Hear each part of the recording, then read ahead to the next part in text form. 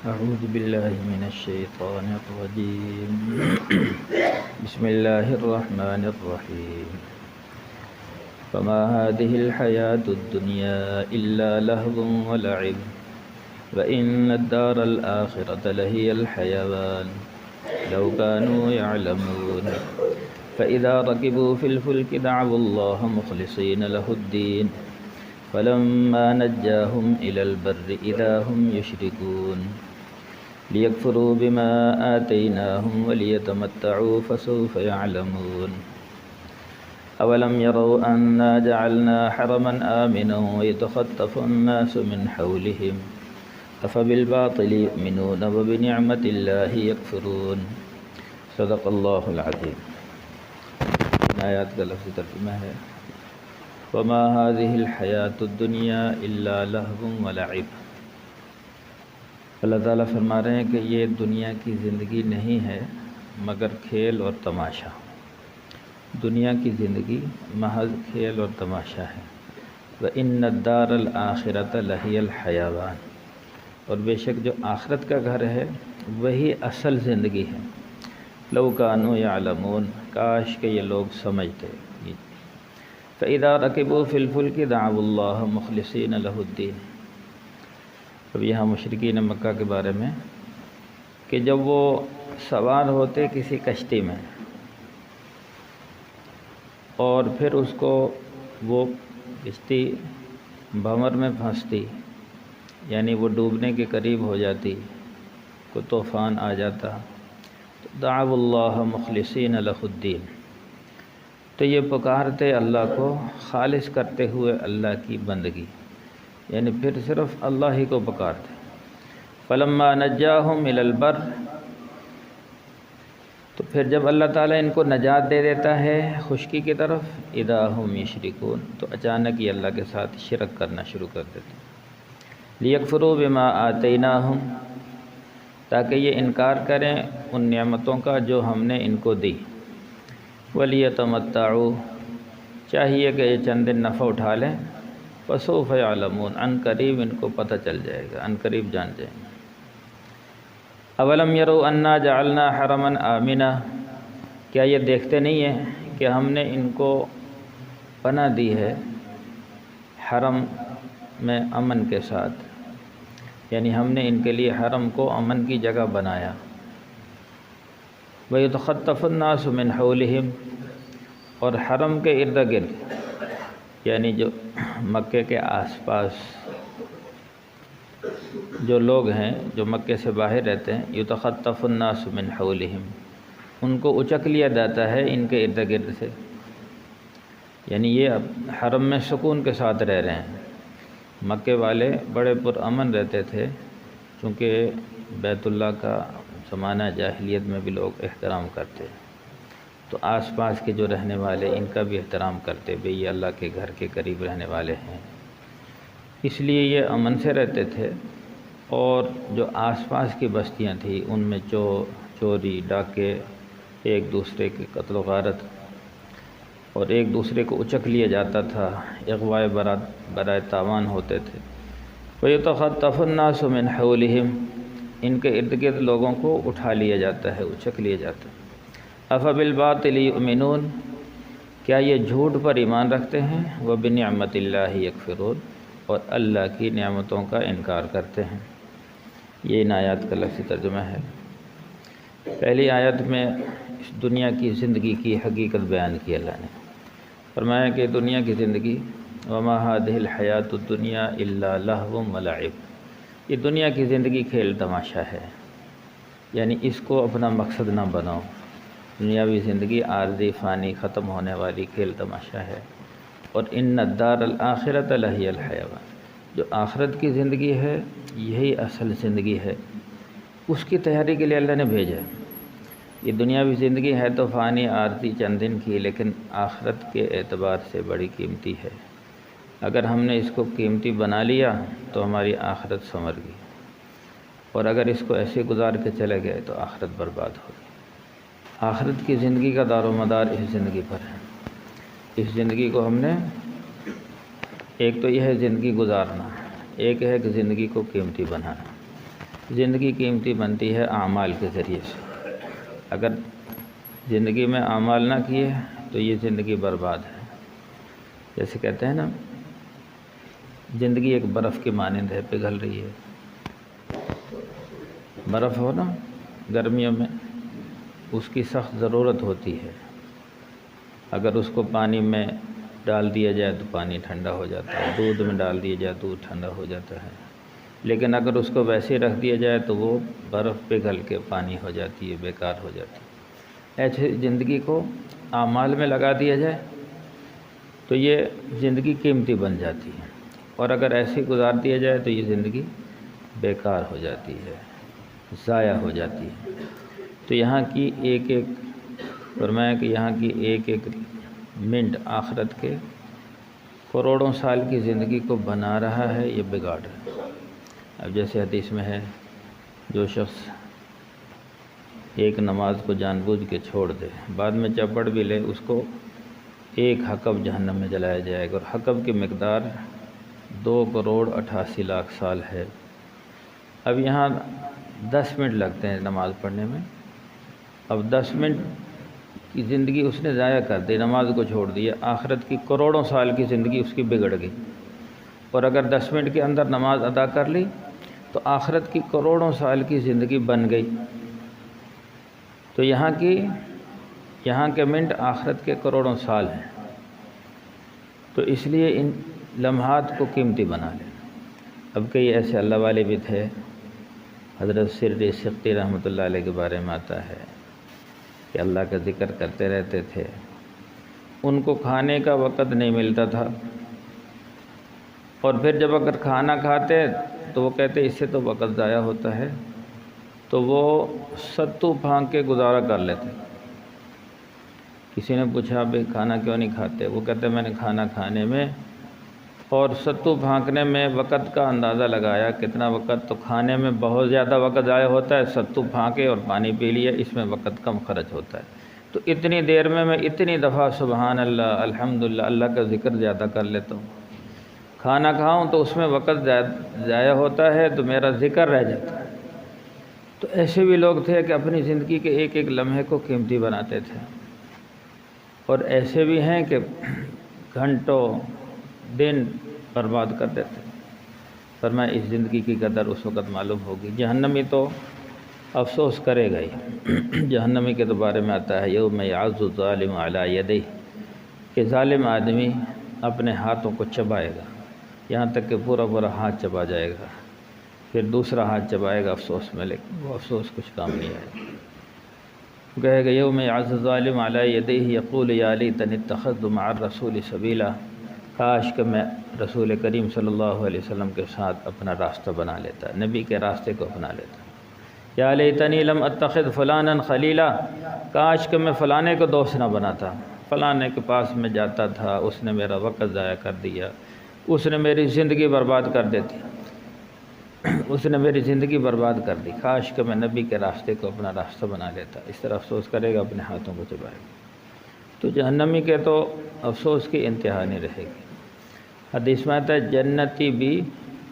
جنتی کو جنت میں جانے کے بعد کسی چیز کا قلق اور افسوس نہیں ہوگا سوائے ان گھڑیوں کے، سوائے ان لمحات کے جو اللہ کے ذکر کے بغیر گزر گئی ہوں گی، ان پر افسوس کرے گا۔ کاش میرا فلاں وقت بھی قیمتی بن جاتا، کاش میرا فلاں وقت بھی قیمتی بن جاتا۔ تو میرے بھائیو، آج وقت ہے، اس وقت کو ہم قیمتی بنا لیں۔ تو اس لیے فرمایا کہ اصل زندگی آخرت کی زندگی ہے، کاش یہ لوگ جانتے۔ آگے مشرکین مکہ کے بارے میں آتا ہے کہ جب وہ کہیں مشکل میں پھنس جاتے، ایسی مشکل میں، خاص کر جب وہ کشتیوں میں سوار ہوتے اور وہ کشتی بھنور میں پھنس جاتی، چاروں طرف سے اب موت نظر آتی، اس وقت ان کو اپنے بت سب بھول جاتے اور صرف اللہ کو پکارتے۔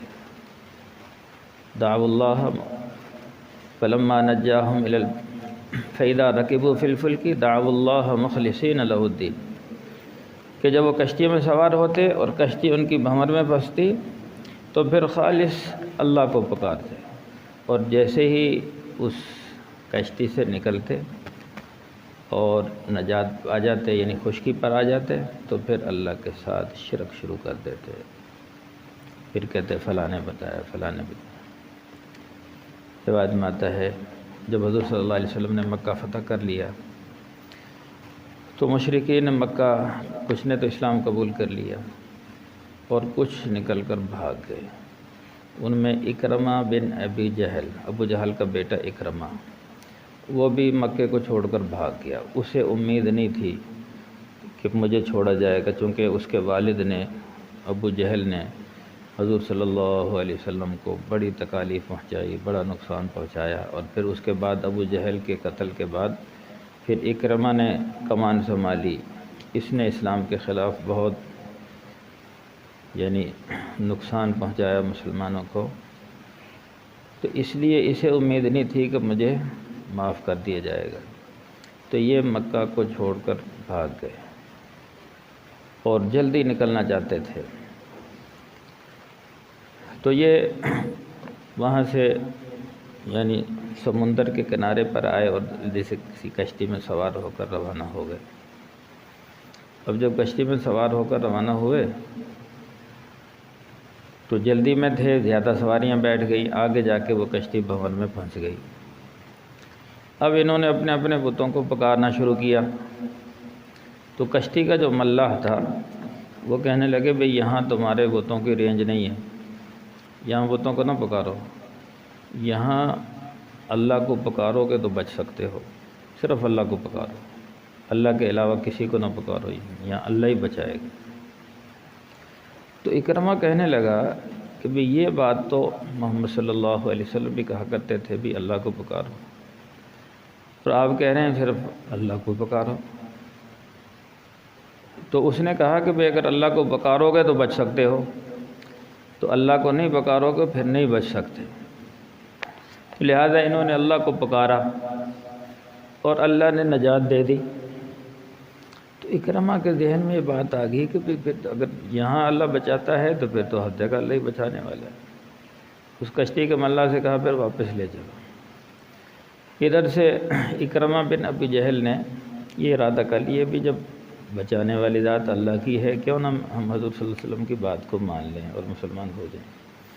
ادھر سے اکرمہ بن ابی جہل کی بیوی وہ حضور صلی اللہ علیہ وسلم کے پاس آئی، تو حضور صلی اللہ علیہ وسلم نے یہاں سب مکے والوں کو معاف کر دیا تھا، تو وہ کہنے لگی کہ اللہ کے رسول میرے خامد اکرمہ جو ابو جہل کا بیٹا ہے اس کو بھی معاف کر دیں۔ حضور نے فرمایا میں نے اس کو معاف کر دیا، سب کو معاف کر دی، حضور نے اعلان فرما دیا تھا۔ تو وہ کہنے لگی اکرمہ کو یقین نہیں آئے گا کہ آپ نے معاف کر دیا، آپ ایسا کریں اپنی پگڑی مجھے دے دیں، میں پگڑی جا کر دکھاؤں گی کہ دیکھو حضور صلی اللہ علیہ وسلم نے معاف کر دیا ہے، اور اپنی پگڑی دے دی۔ حضور صلی اللہ علیہ وسلم نے اپنی پگڑی اتار کے دے دی۔ تو وہ پھر اکرمہ کے پیچھے آئی، اور وہاں جب ادھر سے اکرمہ واپس لوٹے اور کنارے پر آئے، ادھر سے ان کی بیوی پہنچ گئی۔ بیوی نے کہا کہ بھی حضور صلی اللہ علیہ وسلم نے تجھے معاف کر دیا ہے، تو کہاں بھاگا جا رہا ہے؟ حضور نے معاف کر دیا، چل مکے۔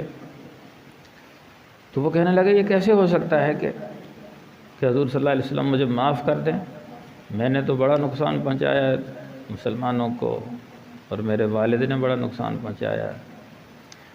تو اس نے پھر حضور صلی اللہ علیہ وسلم کی پگڑی دکھائی، دیکھو حضور صلی اللہ علیہ وسلم نے یہ اپنی پگڑی دی ہے کہ بھی اکرمہ سے کہو آ جائیں، اس کو کوئی نقصان نہیں پہنچایا جائے گا۔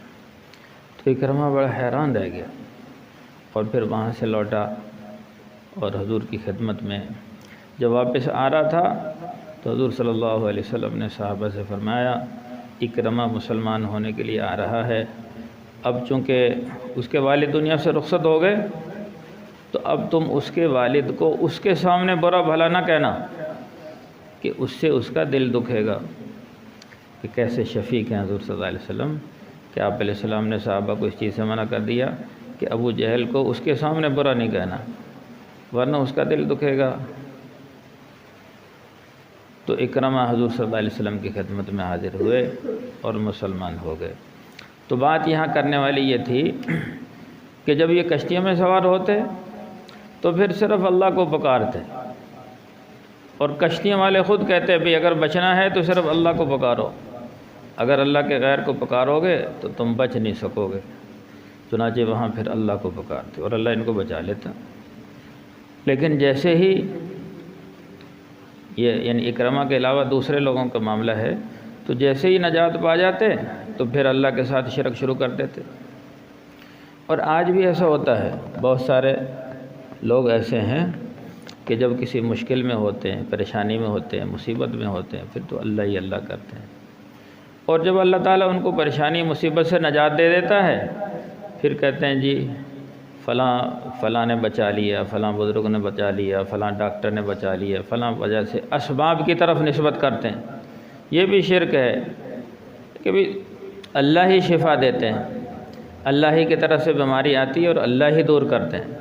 جب اللہ پریشانی مصیبت سے نجات دے دے تو پھر صرف اللہ ہی کو یاد کرنا چاہیے، ادھر ادھر نسبت نہیں کرنی چاہیے۔ کئی دفعہ میں نے واقعہ سنایا کہ ایک آدمی تھا، ہم اس سے ملاقات کے لیے جاتے تھے، وہ بیچارہ فالج پڑ گیا، اس کو ہم ملنے جاتے تو کہتے دعا کرو ہمارے لیے کہ بھی اللہ شفا دے دے، ہم اس کے لیے دعا کرتے رہتے۔ تو اللہ نے اس کو شفا دے دی۔ پھر جب شفا مل گئی تو اس سے ملاقات ہوئی تو میں نے اسے کہا کہ بھی اللہ کا شکر ادا کرو کہ دیکھو اللہ نے آپ کو شفا دے دی، اب نماز کی پابندی کرو۔ تو کیا کہتا ہے، یہ سب 11ویں والے کا کمال ہے، یہ سب 11ویں والے کا کمال ہے، معاذ اللہ۔ اس وقت اس کو 11ویں والا نہیں یاد آتا تھا جب وہ تکلیف میں تھا، جب کہتا تھا صرف اللہ ہی اللہ، اللہ سے دعا کرو۔ لیکن جب اللہ نے شفا دے دی پھر فلاں کی نسبت فلاں نے بچا لیا، فلاں نے بچا لیا۔ تو یہ آج بھی ایسا ہے، مسلمانوں میں یہ ہے، جب سارے ڈاکٹروں سے مایوس ہو جاتے ہیں پھر کہتے ہیں جی اب تو اللہ ہی ہے۔ حالانکہ شروع میں ہی سوچنا چاہیے، شروع میں اللہ ہی شفا دے گا، کسی ڈاکٹر کے پاس شفا نہیں۔ اور پھر اگر بچ کے آ جاتے ہیں پھر کہتے ہیں فلاں جو ڈاکٹر ہے بڑا ماہر ہے، اس کے پاس چلے جاؤ، اس کے ہاتھ میں بڑی شفا ہے، اس کے ہاتھ میں بڑی شفا ہے۔ حالانکہ میرے بھائی، یہ شفا کسی کے ہاتھ میں نہیں، اللہ کے ہاتھ میں شفا ہے، اللہ ہی شفا دے۔ تو جب بھی کوئی تکلیف پریشانی مصیبت آئے تو اللہ کو پکاریں، اور جب اللہ کسی مصیبت سے نجات دے دے تو اللہ ہی کی طرف نسبت کریں کہ میرے اللہ نے شفا دی ہے، میرے اللہ نے مجھے مصیبت سے بچایا ہے، میرے اللہ نے مجھے پریشانی سے بچایا۔ پھر بندہ اسباب کی طرف نسبت کرتا ہے تو یہ بھی اللہ اس سے ناراض ہوتا ہے۔ تو یہاں اللہ تعالیٰ نے فرمایا کہ جب وہ بامر سے نکل جاتے پریشانی سے تو شرک کرتے، کیوں؟ لیکفروا بما آتیناہم، جو ہم نے نعمتیں دی ہیں ان کا انکار کرتے۔ تو پھر اللہ تعالیٰ فرما رہے ہیں وَلِيَتَمَتَّعُوا فَسَوْفَ يَعْلَمُونَ، یہ نفع اٹھا لیں چند دن، ان قریب جان لیں گے کہ ہم ان کے ساتھ کیا معاملہ کریں گے۔ باقی تفصیلیں۔ الحمدللہ رب العالمین والعاقبۃ للمتقین والصلاة والسلام علی سید الانبیاء والمرسلین۔ ربنا ظلمنا انفسنا وإن لم تغفر لنا وترحمنا لنكونن من الخاسرين۔ اللهم اهدنا واهد بنا وجعلنا سببا لمن اهتدى۔ اللهم اهدنا الصراط المستقيم، اللهم اهد الناس والجان بحماه۔ صلی اللہ تعالی علی خیر خلقہ محمد وآلہ واصحابہ اجمعین برحمتک یا ارحم الراحمین۔